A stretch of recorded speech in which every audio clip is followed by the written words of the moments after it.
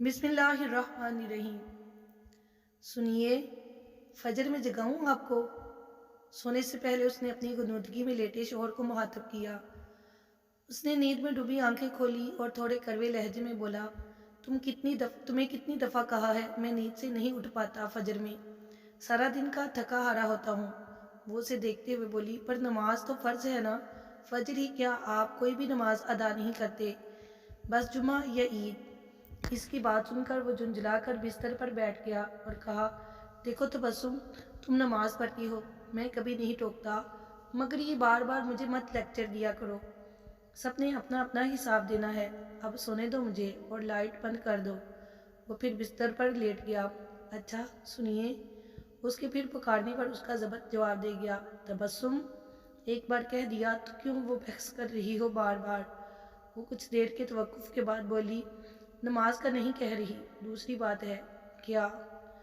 उसे समझ नहीं आ रही थी कि वो अब क्या पूछना चाह रही है। मुझे कल पैसों की ज़रूरत है, जो आपने दिए थे वो सब खत्म हो गए।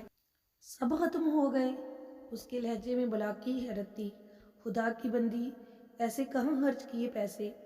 अभी आधा महीना बाकी है तनख्वाह मिलने को, और तुमने महीने भर का बजट अभी से ख़त्म कर दिया। मैं आपको हिसाब नहीं देना चाहती, बस हो गए खर्च। कल बंदोबस्त कर दीजिएगा पैसों का। उसकी बात पर उसके तन बदन में आग लग गई। क्यों हिसाब नहीं देना चाहती? पैसा क्या दरख्त पर लगा है जो तोड़ ले बंदा? ऐसा तो आज तक तुमने नहीं किया, फिर इस बार? कुछ भी हो, मुझे सारा हिसाब चाहिए। अभी उसका चेहरा बता रहा था कि वो सख्त गुस्से में है। इसकी बात पर वो मुस्कुरा दी। वो हैरत से उसे देख रहा था।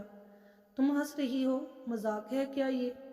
वो बोली, मैं इसलिए हंस रही हूँ कि अल्लाह ने आपको इस घर का सरबराह बनाया, और जब आपकी सरबराही में मैं हिसाब न रख पाई तो आपको गुस्सा आ गया। अब सोचें, कल को आपसे भी वो रब महशर में हिसाब लेगा तो कैसे देंगे? आपका मेरा हिसाब तो चंद हज़ार रुपए का है, पर बंदे और रब का तो पूरी ज़िंदगी की एक एक नेमत का है, जिसकी कोई कीमत नहीं, कोई बदल नहीं। वो जैसे सुन हुआ, उसे सुन रहा था। वो फिर बोली, मैंने तो आपको बड़े मज़े से कह दिया मेरे पास हिसाब नहीं, पर क्या आप उस बड़े दिन उस रब के सामने ये कह सकेंगे जिस दिन बड़े बड़े बादशाह उसके सामने काँप रहे होंगे? वो चुप हो चुका था, नज़रें झुकाए तसव्वुर में, जैसे उस बड़े दिन के तसव्वुर से काँप रहा था। आप फिक्र न करें, हर महीने की तरह इस बार भी पूरा हो जाएगा। कहीं खर्च नहीं हुए पैसे। ये तो बस इसलिए कहा कि उसने बात अधूरी छोड़ दी। सो जाएं, मैं लाइट बंद कर देती हूँ। वो उठी तो वो एकदम बोल पड़ा, तबस्सुम जी, तुम उठो तो फजर के लिए मुझे जगा देना। ये कहकर उसने करवट बदली और आंखें बंद कर लीं।